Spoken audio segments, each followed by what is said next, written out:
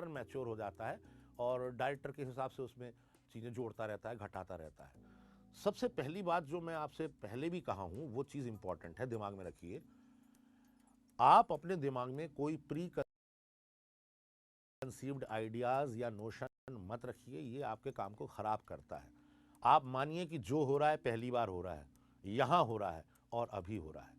इसको एक्टिंग में बोलते हैं now, here and first time. जो हो रहा है अभी हो रहा है, यहाँ हो रहा है और अभी हो रहा है। वही चीज़ एक एक्टर को ताजगी की ओर ले जाती है और आगे बढ़ाती है। एक अच्छा एक्टर चीज़ों को अलाउ करता है होने देना। अलाउ योर सेल्फ कि हाँ ये सिचुएशन ऐसी है, और अलाउ करेंगे आप उसमें जाना, आप देखेंगे कि भावनाएं चरित्र के हिसाब से अपने आप इकट्ठी होने लगेंगी, वो घनीभूत कंडेंस होने लगेंगी और टाइम पर प्रॉपर रिपीट भी होंगी। डायरेक्टर आपके को एक्टर के साथ आपकी रीडिंग और सीन कराएगा तो आपको अपने को एक्टर को बहुत ध्यान से सुनना है। आपका को एक्टर किस पिच में बोल रहा है, वो मुलायम आवाज़ में बोल रहा है, लाउड बोल रहा है, उसके हिसाब से आपका कैरेक्टर का स्टेटस क्या है, वो कैसे प्रतिक्रिया देगा। इन चीज़ों के बारे में डायरेक्टर फिक्स करता है और फिर कुछ चीज़ें ब्लॉक करना शुरू करता है कि भाई ये डायलॉग बोलते समय आप मूव करेंगे, यहाँ बोलते समय आपको कोई मूवमेंट नहीं करना है, आपको सिर्फ सामने देखकर बोल देना है। तो ब्लॉकिंग कहते हैं उसे, ब्लॉक करना, सीन को कंपोज करना, उसको वेल कंपोज्ड करना कि कौन कहाँ से आएगा, कहाँ बैठेगा, कैसे खड़ा होगा, कैसे फ्रेम इन होगा, कैसे फ्रेम आउट होगा, या फ्रेम के अंदर ही शॉट डिजॉल्व हो जाएगा, क्या होगा, ये डायरेक्टर को धीरे धीरे तय करने दीजिए। उसके दिमाग में सब कुछ है। आप अपना सीन पहली बार पढ़ रहे होंगे, लेकिन एक डायरेक्टर अपनी स्क्रिप्ट को हज़ारों बार पढ़ चुका होता है। इसलिए कहते हैं कि अच्छे फिल्म डायरेक्टर के दिमाग में पहले फिल्म घटित हो जाती है, बाद में वो उसको सेल्यूलाइट पर उतारता है। पहले उसके दिमाग में फिल्म घट जाती है, वो देख लेता है कि चीज़ को फ्रेम बाई फ्रेम। तो आप अपने को अलाउ करिए और डायरेक्टर के हिसाब से और को एक्टर के हिसाब से चलिए, आपका शॉट ज़्यादा बेटर होगा। आप कभी भी शॉट चलते में रुकिए मत।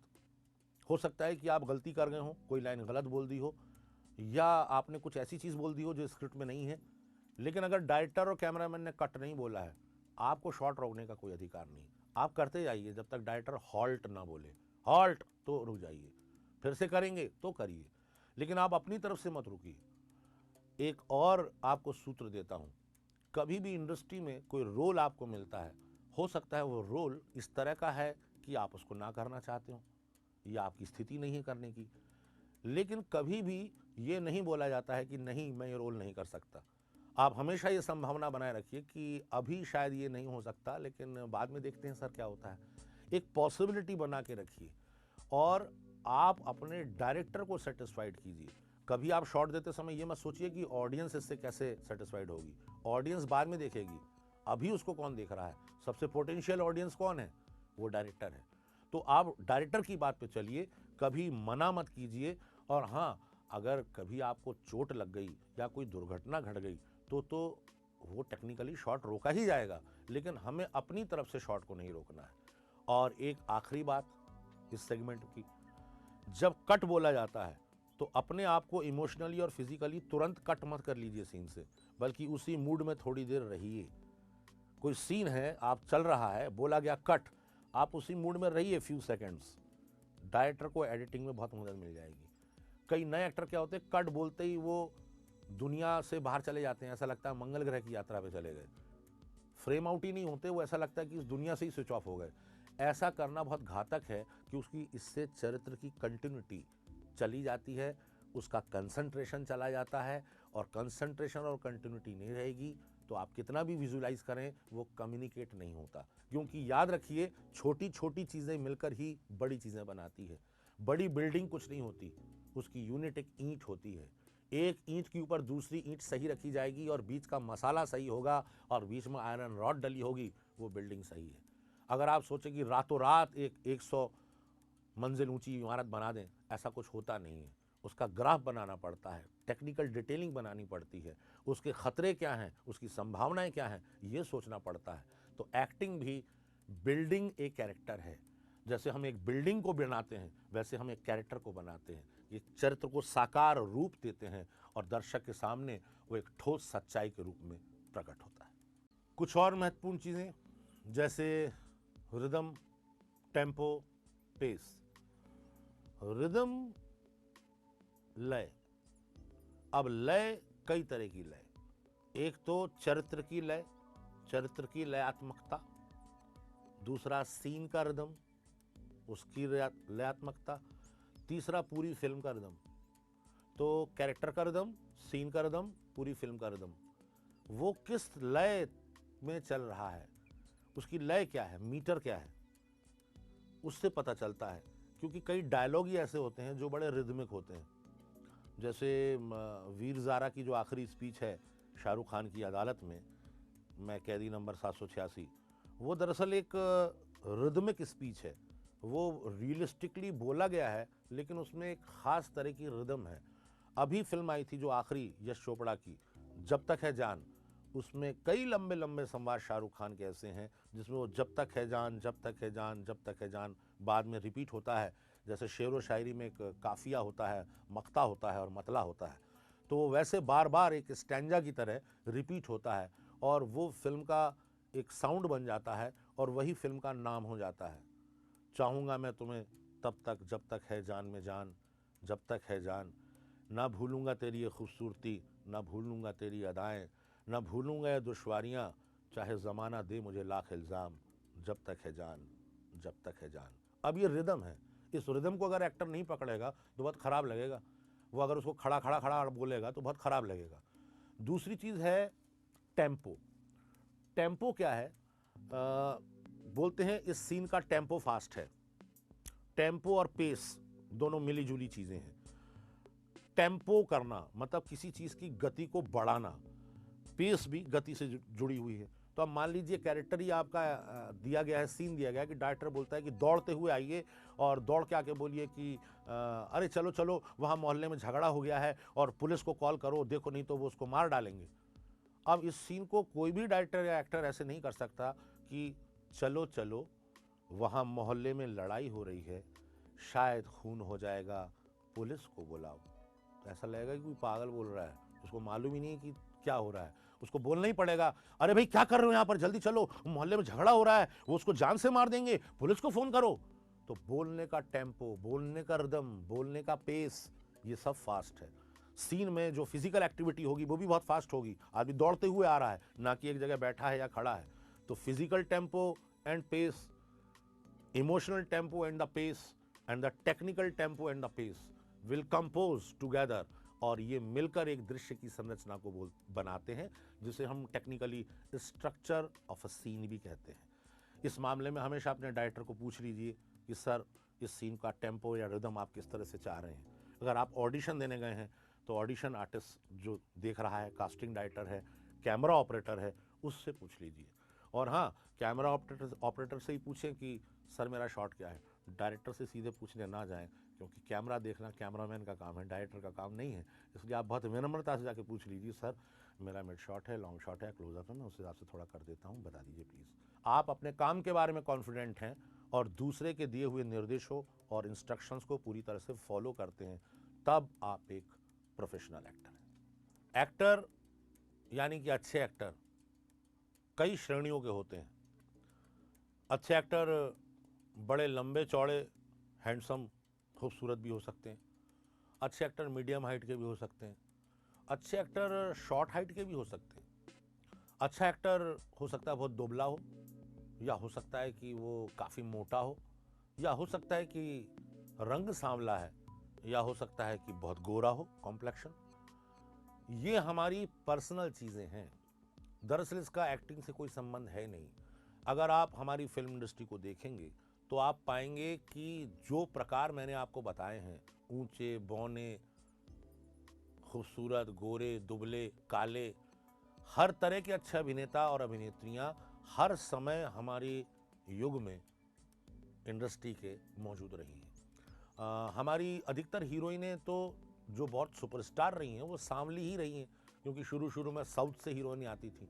तो चाहे हेमा जी हों या रेखा हों या श्रीदेवी हों या पद्मिनी हों या वैजयंती माला हों, या शुरुआती दौर में इवन साउथ से नहीं थी, नूतन महाराष्ट्र से थी, पर वो भी कोई बहुत गोरी अभिनेत्री नहीं थी और थोड़ा लंबी भी थी, एवरेज हाइट उनकी ज़्यादा थी। आज की तारीख में अगर आप देखें तो तीनों खान, आमिर खान, शाहरुख खान और सलमान खान, इन्होंने इस मिथ को तोड़ दिया है कि हीरो टॉल होना चाहिए। इन तीनों में से कोई भी टॉल नहीं है। सैफ अली खान भी टॉल नहीं है, जो चौथे खान है। ये मझोले कद के लोग हैं। लेकिन इन लोग जब एक्टिंग करते हैं तो अब आप इनका कद नहीं देखते, बल्कि कई फिल्में तो शाहरुख और सलमान ने अपने से ऊंची अभिनेत्री कद में जो है सुष्मिता सेन, उसके साथ हीरो हीरोइन का भी रोल किया है, बीबी नंबर 1 और मैं हूं ना। लेकिन उसमें कहीं वो ऑड नहीं लगता, क्योंकि ऑडियंस एक्टर की एक्टिंग कैपेसिटी देखने आया है कि वो रोल को कैसे खिलाता है। नहीं तो शत्रुघ्न सिन्हा के चेहरे पर तो यहाँ कट का मार्क है, वो हीरो कैसे बन गए। ओम पुरी के चेहरे पे चेचक के दाग हैं, वो कैसे महानतम अभिनेता बन गए। दिलीप कुमार कोई खूबसूरत शक्ल नहीं, नसरुद्दीन शाह कोई खूबसूरत शक्ल नहीं, कमल हसन मझोला कद, ठिगना कद और थोड़ा हैवी सा शरीर, मिथुन चक्रवर्ती आबनूसी काले। लेकिन इनमें से ऐसा कौन है जो बॉक्स ऑफिस का स्टार एक्टर ना रहा हो। इसका मतलब है कि एक्टिंग की सलाहियत, एक्टिंग की कैपेसिटी, एक्टिंग की स्किल अगर आप में है तो आप अच्छे एक्टर हैं, और फिर वहां ये चीजें बिल्कुल भी मैटर नहीं करती। एक और इंपॉर्टेंट चीज है, वो है ट्रूथफुलनेस एंड बिलीफ। अब ट्रूथफुलनेस क्या है और बिलीफ क्या है। बिलीफ मतलब एक अभिनेता के रूप में आप जो बोल रहे हैं, आप जो कर रहे हैं, वो पूरी तरह से ऑडियंस को लगना चाहिए कि हाँ ये ऐसा है, इस पे भरोसा किया सकता है, विश्वास योग्य है। ऐसा ना लगे कि आपका अभिनय अविश्वसनीय लगे, लोग उस पर बिलीव ना करें, वो खराब एक्टिंग है। क्योंकि acting is communicating and make convince to the audience that look what I am doing. अभिनेता दर्शक को ये बतलाता है, दिखलाता है और उसे आश्वस्त करता है कि देखो यही सच है, ऐसा ही होता है। और इससे दूसरी चीज जो जुड़ी है वो है ट्रूथफुलनेस। बिलीफ कहां से आएगा? ट्रूथफुलनेस से आएगा। ट्रूथ, सच्चाई। आप ये महसूस करके चलें कि अगर आपको एक पेपर वेट पकड़कर घुमाना है तो आपको विश्वास होना चाहिए कि मैं इस पेपर वेट को घुमाऊंगा पूरे बिलीव के साथ, और इसमें इतना ट्रुथ डालूंगा कि मेरे कैरेक्टर के अंदर के मनोभावों को मेरी उंगलियां और पेपर वेट कम्युनिकेट कर देंगी। या हो सकता है मैं कैंची से कोई तस्वीर काट रहा हूँ पेपर कटर से, और वो पेपर काटने की कटिंग मशीन में मैं बता रहा हूँ कि मेरे दिमाग में क्या चल रहा है। तो एक एक्शन का बिलीफ, ट्रुथफुलनेस, उस दृश्य को, अभिनय को वास्तविक जिंदा रूप देता है। आप फियर मत होइए, फियर्ड मत होइए, डरिए मत। क्या होता है कि दो तरह के डर होते हैं। एक तो ये डर, मैं कर पाऊंगा या नहीं, मेरे से होगा या नहीं, जो मैंने किया क्या ये ठीक था, जो मैंने कर दिया क्या ये लोगों को पसंद आएगा। ये है हमारा पर्सनल फियर। पर्सनल फियर एक क्रिएटिव फियर तक रहे तो ठीक है कि मुझे अपना काम अच्छे से करना है, मेरा काम खराब नहीं होना चाहिए, उतना पर्सनल फियर ठीक है। लेकिन अगर आपके अंदर आत्मविश्वास ही नहीं है, आप इतने डरे हुए अभिनेता हैं कि आपको लग रहा है कि ये होगा ही नहीं, तो यकीन मानिए जब आपको लग रहा है कि नहीं होगा तो सच में नहीं होगा। क्योंकि मन के जीते जग जीते, मन के हारे जग हारे। अगर आपको मालूम है कि आप जो कर रहे हैं वो सही है, सच्चा है, डायरेक्टर ने जो बताया है उस हिसाब से कर रहे हैं, आप को एक्टर के साथ पूरा आपका गिव एंड टेक चल रहा है, फीडबैक मिल रहा है, वो दृश्य वास्तविक है, जिंदा है और भरोसे के लायक है। लेकिन दूसरी एक चीज है कि कैरेक्टर का फियर हो सकता है, कैरेक्टर ही डरा हुआ है। कभी भी आप पर्सनल फियर को कैरेक्टर के फियर से मत मिलाइए, क्योंकि पर्सनल फियर एक अभिनेता या अभिनेत्री का है कि मेरा काम ठीक से होगा या नहीं होगा, मैं जो कर रहा हूं वो ठीक है या नहीं। लेकिन कैरेक्टर के फियर का इससे कोई मतलब नहीं है। हो सकता है कि आप जिस चीज से डरते हो आपका कैरेक्टर उससे ना डरता हो, और हो सकता है आपका कैरेक्टर जिस चीज से डरता हो आपको उस चीज से डरना लगता हो।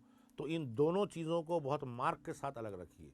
जैसे जिंदगी में हो सकता है आप लाइटर जलाते हैं, माचिस जलाते हैं और सिगरेट सुलगाते हैं, या गैस स्टोव पे गैस जलाते हैं। ये आपके अंदर कोई पर्सनल फियर नहीं है कि आग है। लेकिन हो सकता है आप परिंदा में नाना पाटेकर वाला रोल दे दिया जाए, उसके अंदर साइकोलॉजिकल फियर है क्योंकि उसने अपनी बीवी को जला के मारा है। जिसने अपनी बीवी को जला के मारा है वो हमेशा आग से डरता है।